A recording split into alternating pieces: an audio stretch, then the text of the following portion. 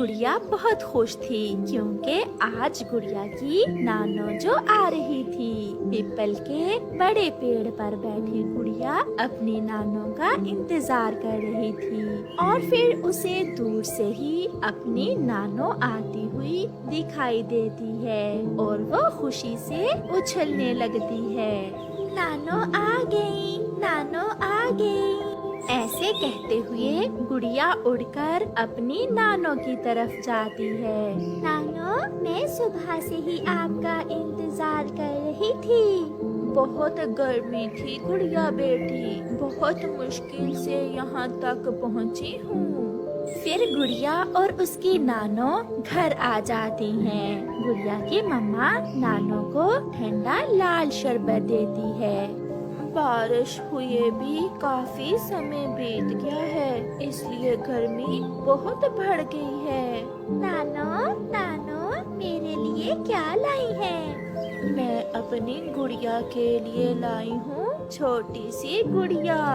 ये कहते हुए गुड़िया की नानो अपने थैले से गुड़िया को एक गुड़िया निकाल कर देती है, जिसे देखकर गुड़िया बहुत खुश होती है। माँ, सब पड़ोसी ठीक थे क्या? हाँ बेटी, सब ठीक थे। तुम तो आई नहीं मुझसे मिलने, सोचा मैं ही मिल आती हूँ। फिर वो सब ऐसे बातें करते हैं। फिर शाम को गुड़िया की मम्मा नानो को खाना देती है। मम्मा, मैं भी खाना नानो के साथ ही खाऊंगी।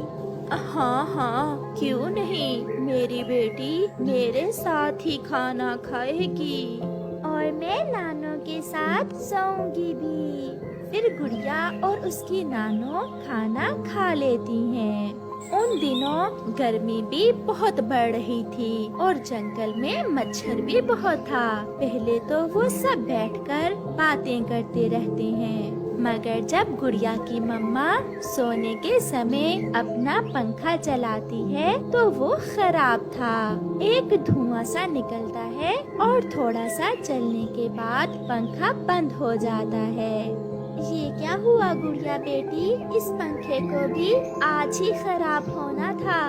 मम्मा, पंखे की तार जल गई है। उधर मच्छर भी नानो के गिर्द गिर्द था।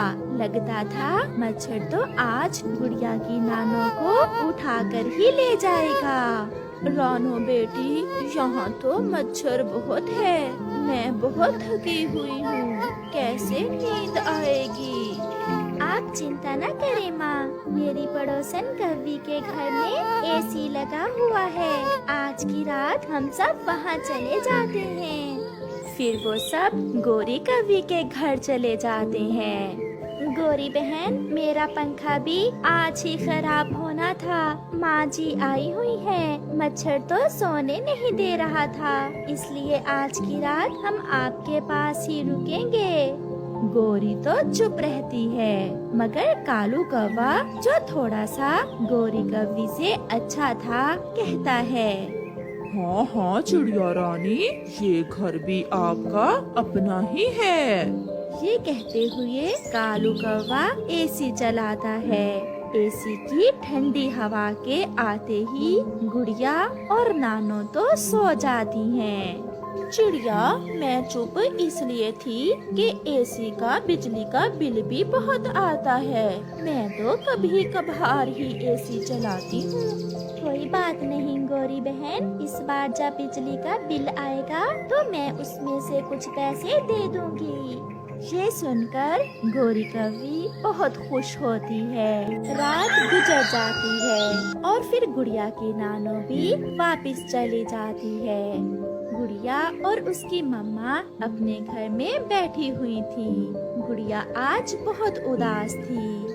कल इस समय नानो रास्ते में हमारे पास आ रही थी। मुझे पता है बेटी, आप बहुत उदास हो, चिंता ना करो। जब गर्मियों की छुट्टियां होंगी तो मैं आपको ले जाऊंगी नानो के पास। ये सुनकर गुड़िया खुश हो जाती है। ऐसे ही कुछ दिन गुजर जाते हैं। अब तो गोरी हर रोज ही एसी चलाकर सोती थी। उसके पति ने पूछा तो कहने लगी,